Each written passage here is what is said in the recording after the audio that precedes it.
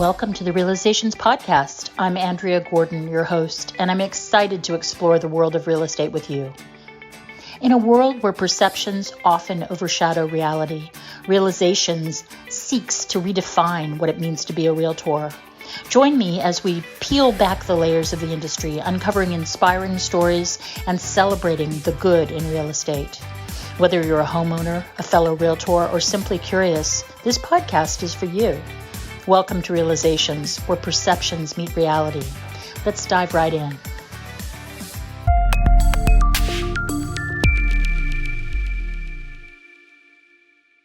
This is Andrea Gordon, your host, and today I'm here with Rohn Boyd, who is in Hawaii, and we'll be talking with him about that beautiful lifestyle that he has there.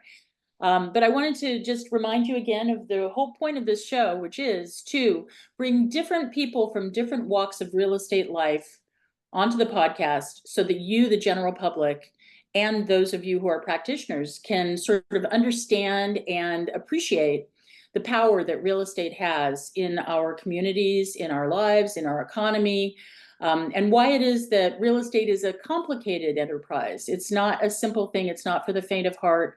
And it is something to be valued. We've come under a lot of fire recently with the NAR and DOJ and commission lawsuits, et cetera.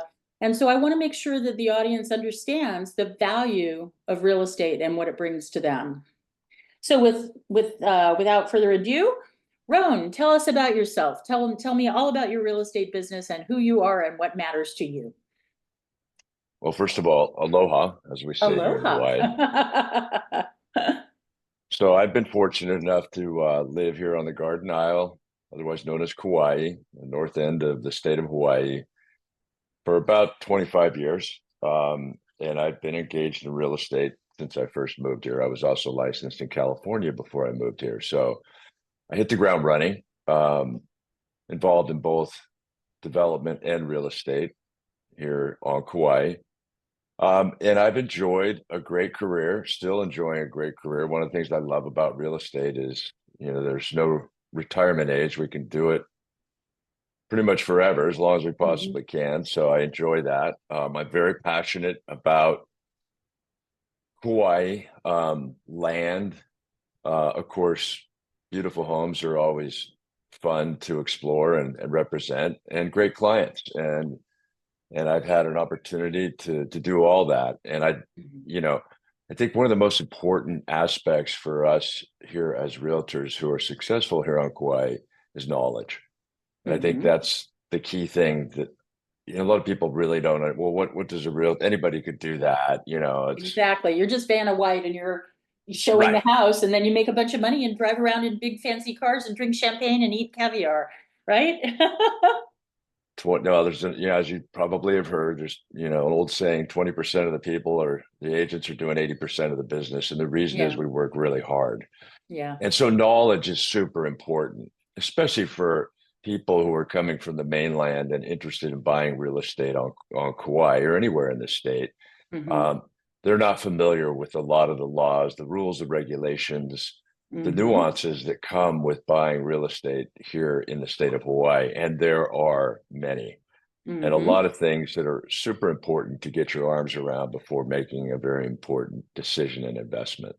Absolutely. And I understand that you're a licensed contractor and you've participated in development and understand building and building codes inside and out, I would guess. And permitting, which can also be very challenging here in Hawaii. There's a number of different regulations that you have to sort of adhere to and abide by and hopefully get through. So yeah, I've been very involved in some very high profile projects here. And there seems to be more and more of them as time goes on. What would you say your average price point is at this point?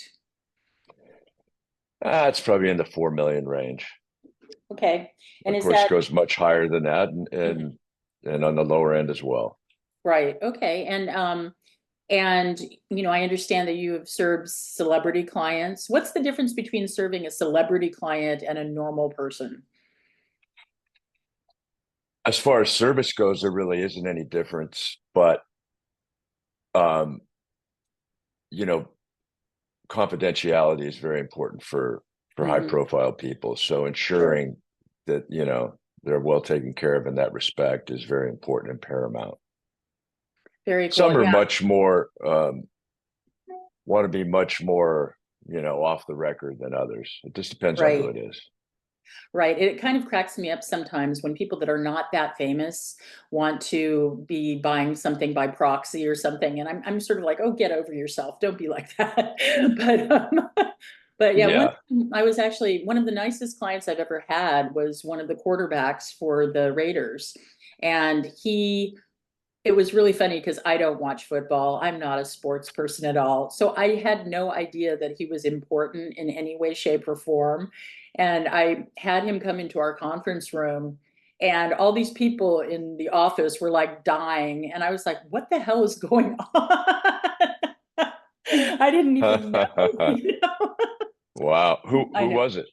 I'm spacing on his name right now. He was the guy that came in and he was there for like a half a season and broke his collarbone and went back to Louisiana. Uh, But he was I'm a huge Raiders fan okay. Do you remember the for guy that better or broke his worse. the guy that was brought in to be the quarterback, broke his collarbone, and then was there for like 3 months? I I sold my house and then he left. Where So was that? in Oakland, up Oh, okay. by Oh, so Crestmont. that was a while ago because that was when they Yeah, were in Oakland. That was before they moved yeah. to LA. Oh Yeah. yeah, I've been doing this for 27 years, so Awesome. I'm right there with you. But yeah, it was pretty funny. Now, if Yo-Yo Ma wanted to buy a house, I would be falling all over the floor and going crazy. Well, I Anyway, had the opportunity to work with Carlos Santana. That was fabulous. And uh, uh, there's quite a story which I won't share because it's a little long-winded, but it was really a great experience. What a oh my wonderful goodness, human being. I wish you would share a story like that. What was your Carlos Santana story? Well, I'll see if I could break it down and shorten it. We were doing the walkthrough and the final walkthrough, and there was two dressers that the seller, who I represented, um, decided that she just couldn't part with. So Carlos's wife was in the master bedroom, and I had to break the news to her. I said, Cindy, her name is Cindy Blackman. I have some bad news. I said, the seller doesn't want to leave these two dressers. And she says, she looks at me, a little bit of a pause. She said, oh, I have to have those dressers. And I'm like, okay. 1 second, please. So I walked over to the far corner of the master and I called the seller and I said, listen, she's not letting go of these dressers. We're gonna have to figure something out. And the seller paused. It's 5 seconds later, she says, okay, I want two autographed guitars, one for charity and one for my husband and mine's, wall in our house. And I'm like, I didn't say this, but I'm like, okay, so you want me to sit here and negotiate with the Santanas and. So I walked back over and said, Cindy, good news, bad news? She goes, what? And her friend was there with her. And Carlos was in the other room. And I said, they're kind of bartering. And she goes, what? I go, I go, she wants two autographed guitars. And she just looked at me and instantly said, done. Done. And so Oh my her and her goodness, friend were yeah. jumping up and down, and they have a lot of these guitars that they give out. So it was an easy decision for her, I think, because these um, guitars were, you know, they give a lot of them out. At any rate, Carlos comes walking into the room, and he had this look on his face because they were jumping up and down. And he said, "What's going on?" And she goes, "Well, I just negotiated a great deal." And he goes, "For what?" And she goes, "Well, I got those two dressers." And he goes, "What did you give away?" And Yeah. she goes, two autographed guitars. And he looked at her with this stone face. I think it was more for me. And he paused and he said, oh, I would have given him three.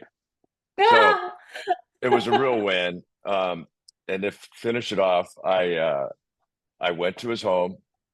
The seller was nice enough to send these very expensive guitars. They're wealthy people. And so they sent these $12,000 guitars for him to autograph. So I Hmm. picked him up, called his manager, met over at the house. My wife and I brought my wife, walked in and set the guitars down. And Carlos comes over and he goes, I thought there was two guitars. And I go, and there were three. And I go, yeah. I kind of stopped off at the music store on the way over here and picked up another guitar. I hope that's okay. And Aw. he opened the box, and it was an old used Fender that I bought, right? I was like, oh, Hmm. I might as well throw one in. And he picked it up and he looked at it. He goes, well, let's go find out. And he walked my wife and I into his living room where there's a bunch of music equipment, and he plugged it in and played an impromptu concert for us for 20 minutes. Oh my God, how wonderful is that? I would have killed to have been there. I love Carlos Santana. And so he finishes and he was playing all kinds of really great stuff. And he hands me the guitar and he goes, sounds pretty good to me. And he had his pen and he signed it. And it's still Ah, on my living room wall. excellent. Excellent. I love Yeah, stories like that. You know, real estate can open us up to some of the most unusual experiences you can have in your entire life. And some of them are good, some of them are really unusual, some of them are bad. that's But right. by and large, every day, I think, I started real estate after being a theater director for years and years and years and running nonprofit theaters, et cetera. And just like in theater, where you have this feeling that right around the corner is something interesting and unusual, Yeah, real estate's exactly the same spot on. way. You That's spot you on. there every morning is like Christmas morning. It could be fantastic, it could be weird, it could be Yeah. great, it could be horrible, but one way or another, it's not going to be just normal. Yeah, it could be this incredible gift, or it could be another bottle of Old Spice from your your aunt who gives that to you every year. Yeah. Anyway, awesome. So Yeah. I understand too that you are a surfer. So how does surfing play into your real estate work?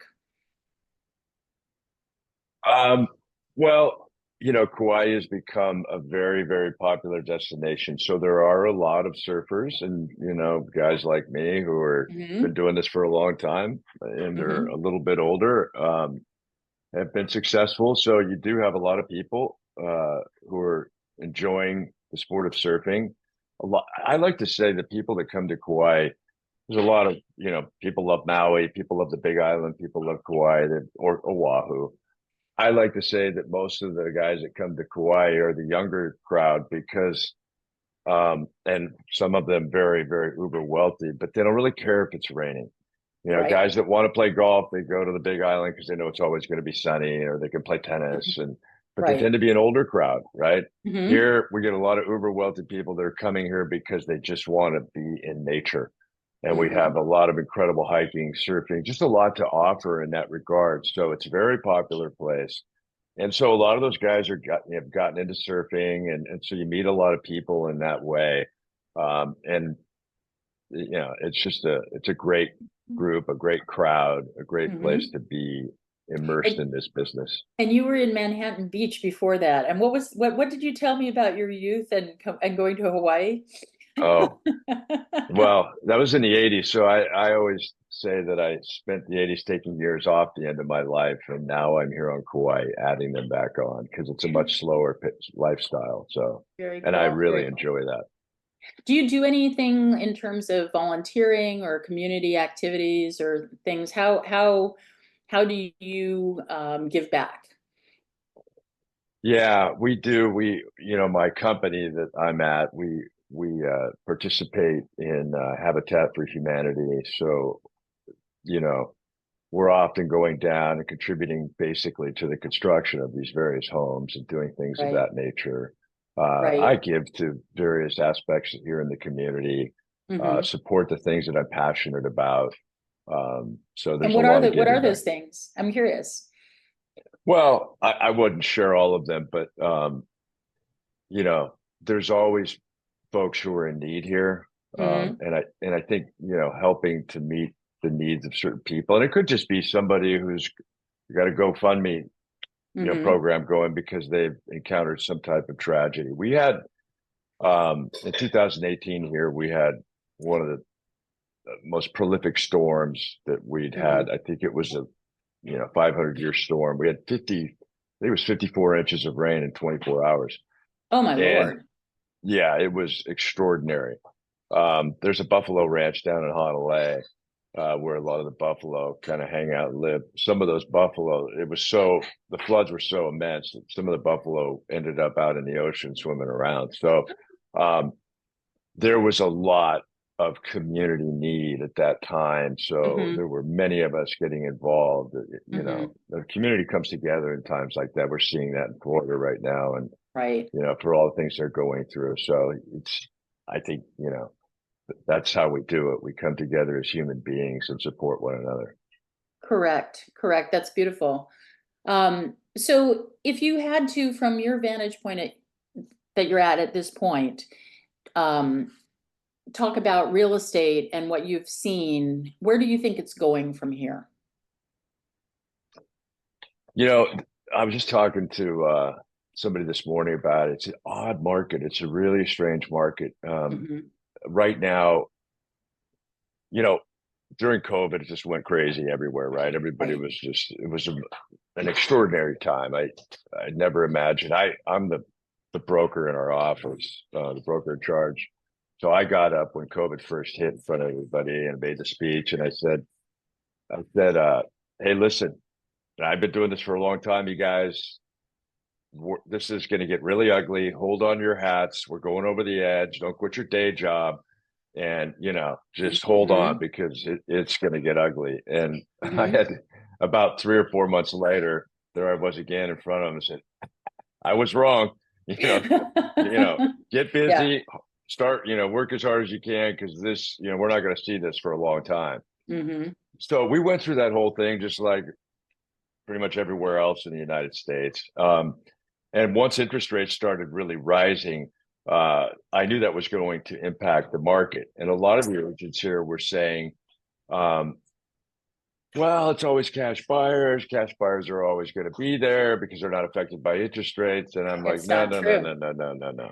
Not You know, true. everybody's affected by interest rates because those cash buyers, they own corporations. They're, you Hmm. know, they're CEOs, they're investors. And when interest rates rise, that affects everybody's mood. And while they Right. might be able to afford to pay cash for that amazing house down on the beach in Honolulu, they may not want to because if the market's stagnating, people stop buying. That's the Correct. reality. So Correct.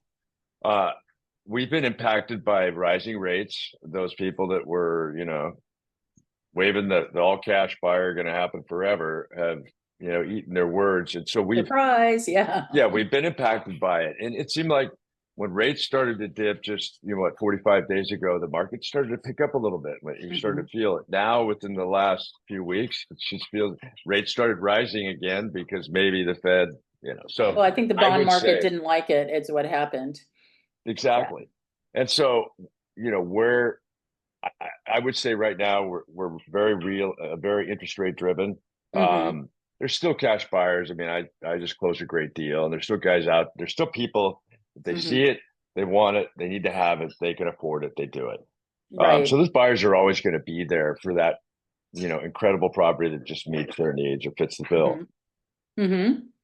So moving forward, what do you think is going to happen? Do you have That's can you prognosticate in any way, shape, or form? that's a really good question because I've been telling one of my best clients that we're working on a project on the Big Island. It's a new project called Nanakai, which is a new development. It's going to be basically a new village city in and of itself. Wow. Um, and and so we're going to commence our soft opening here in December. And I was telling my client that we're going to have a tailwind here. This is going to be great with Hmm. with rates coming down. It's just, you know, I think we're going to really hit a stride. And now it's like, oh, this is just a really strange time. I So I think, think it's anybody's yeah. guess. Yeah, I talk to people all across the country and I'm hearing exactly the same thing from every realtor I talk to. So it's Yeah. very obvious to me that the uncertainty around interest rates, the election, because Yep. if you look at it statistically, every single time there's a major election and presidential election, the market goes down, by the way. Right. Right. Um, and then also just the uncertainty around all the buyer broker agreements, the new forms, the this, the that, buyers don't know what to do. We're starting to see here that sellers are saying, hey, you know what? If I don't have to pay a commission, I'm not going to.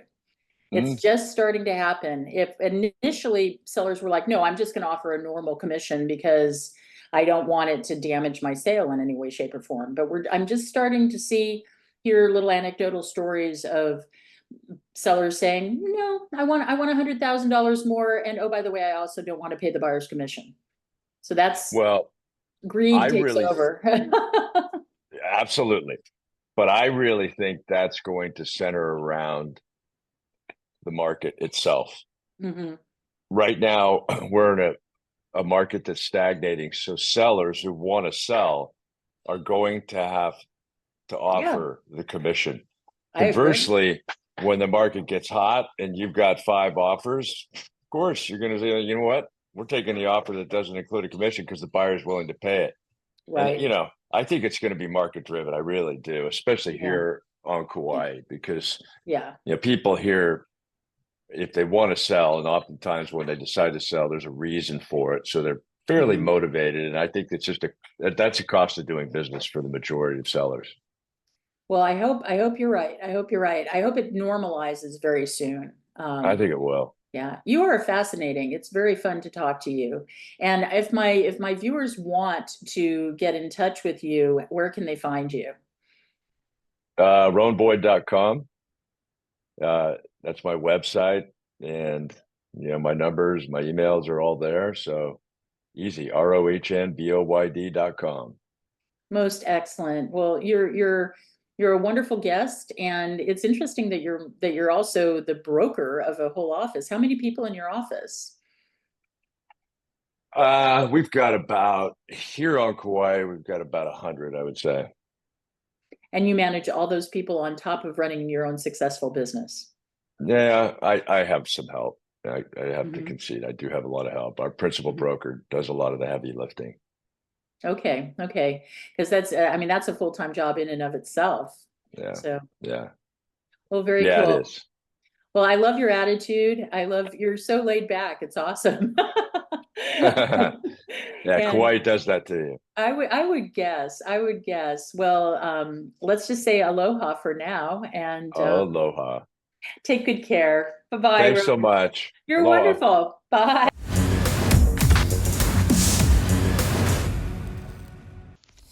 Thank you for joining me on this episode of the Realizations Podcast. I hope our conversation has shed light on the true essence of real estate and the people behind it. As we wrap up, I want to extend my gratitude to our listeners for their support and engagement. Your feedback drives the heart of this podcast, and I look forward to continuing this journey with you. If you enjoyed today's episode, please consider subscribing to the Realizations Podcast and leaving a review. Your support helps us reach more listeners and spread our message of positivity in the real estate industry. Until next time, remember to keep an open mind, embrace empathy, and always seek the good in every situation. I'm Andrea Gordon signing off from Realizations. See you next time.